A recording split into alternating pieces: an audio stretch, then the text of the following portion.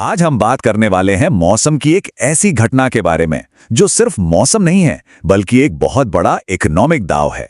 जी हां, हम बात कर रहे हैं भारतीय मॉनसून की, एक ऐसी ताकत जो करोड़ों लोगों की किस्मत तय करती है।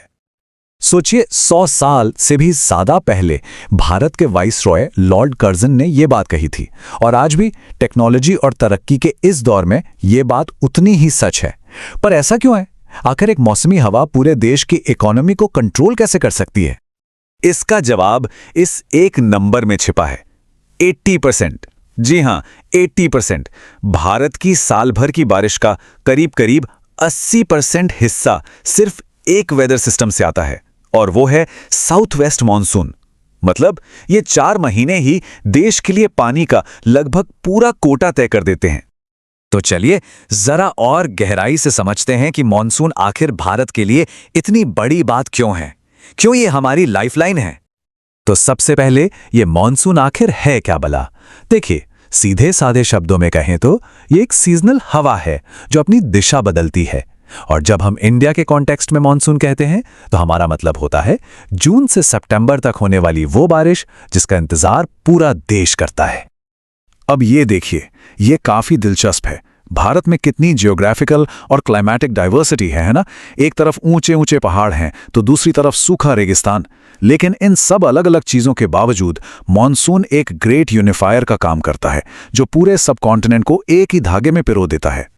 और ये जुड़ाव सिर्फ कहने की बात नहीं है, आंकड़ों में साफ साफ दिखता है।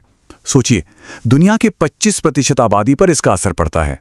भारत के करीब 74% आबादी अपनी रोजी रोटी के लिए डायरेक्ट या इनडायरेक्ट तरीके से खेती पर निर्भर है, और देश की लगभग 60% खेती की जमीन पर सिंचाई की सुविधा ही नहीं है।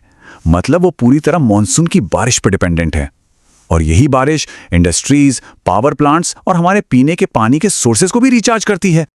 लेकिन मॉनसून जहां एक तरफ जीवन रेखा है, वहीं इसका एक दूसरा, कहीं ज्यादा खतरनाक चेहरा भी है। चलिए अब उस पर नजर डालते हैं। ये आंकड़े ना पूरी कहानी खुद ब खुद बयां कर देते हैं। देखिए, जब भी मॉनसून नॉर्मल रहा, जैसे 2003-4 या 2011-12 में, चावल और गेहूं का प्रोडक्शन कितना ज्यादा है, और जिन सालों में सूखा पड़ा, जैसे 2002-3 और 2009-10 में, प्रोडक्शन में सीधी सीधी गिरावट देखने को मिली। ये हमारी फूड सिक्योरिटी के लिए एक डायरेक्ट कनेक्शन है। और इसका असर सिर्फ खेतों तक ही नहीं रुकता। एक अच्छा मॉनसून मतलब गांवों में डिमांड बढ़ती है, इंडस्ट्रीज को कच्चा माल मिलता है और हाइड्रो इलेक्ट्रिक पावर का प्रोडक्शन बढ़ता है। दूसरी तरफ एक खराब मॉनसून फसलों को बर्बाद करता है, खाने पीने की चीजों के दाम बढ़ाकर महंगाई ले आता है और बिजली की कमी पैदा करके पूरी इकोनॉमी पर जबरदस्त दबाव डालता है। अब इस पूरे नेशनल मुद्दे को एक जमीनी हकीकत से समझते हैं। बात करते हैं महाराष्ट्र के जल संकट की एक केस स्टडी के जरिए। लेकिन यहां एक बड़ा ही अजीब सा सवाल उठता है, भला मौसम का क्रिकेट से क्या लेना देना हो सकता है? सुनने में थोड़ा अटपटा लगता है ना, पर इसका जवाब बहुत सीरियस है।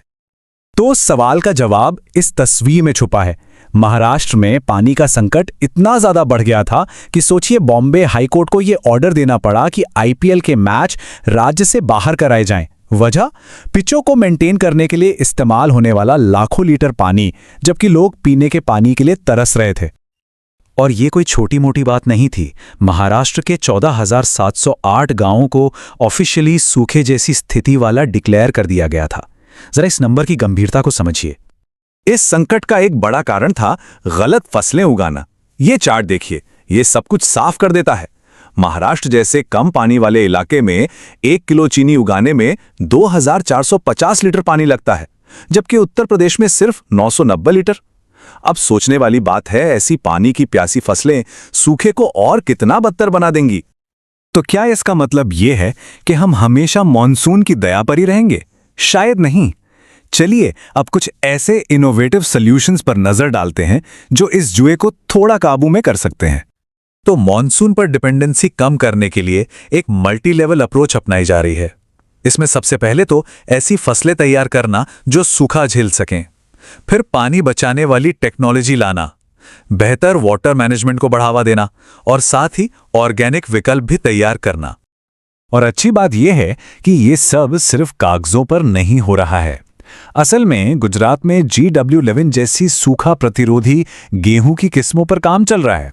पंजाब में हजारों किसान टेंसियोमीटर जैसी सिंपल से टूल इस्तेमाल करके 12 से 15% तक पानी बचा रहे हैं और इन सभी कोशिशों के पीछे एक ही सिद्धांत काम कर रहा है, मोर क्रॉप पर ड्रॉप, यानी हर बूंद से ज्यादा फसल। तो अब सबसे बड़ा सवाल, इन सब इनोवेशंस की इतनी जरूरत आखिर है क्यों? वजह सीधी सी है, भारत की आबादी हमारे अनाज के टोटल प्रोडक्शन से कहीं ज्यादा तेजी से बढ़ रही है और इस बढ़ती आबादी का पेट भरने और फूड सिक्योरिटी पक्की करने के लिए हमें पानी और मॉनसून पर अपनी निर्भरता कम करनी ही होगी, कोई और रास्ता नहीं है। और यहीं पर आकर हम एक बहुत बड़े सवाल के सामने खड़े हो जाते हैं। एक तरफ क्लाइमेट चेंज है जो मौसम को और भी ज्यादा अनप्रेडिक्टेबल बना रहा है, तो दूसरी तरफ है इंसानी इनोवेशन। सवाल यह है कि क्या हमारी तकनीक और हमारी सोच प्रकृति के इस बदलते और अस्थिर मिजाज से एक कदम आगे रह पाएगी? इसका जवाब तो खैर आने वाला वक्त ही देगा।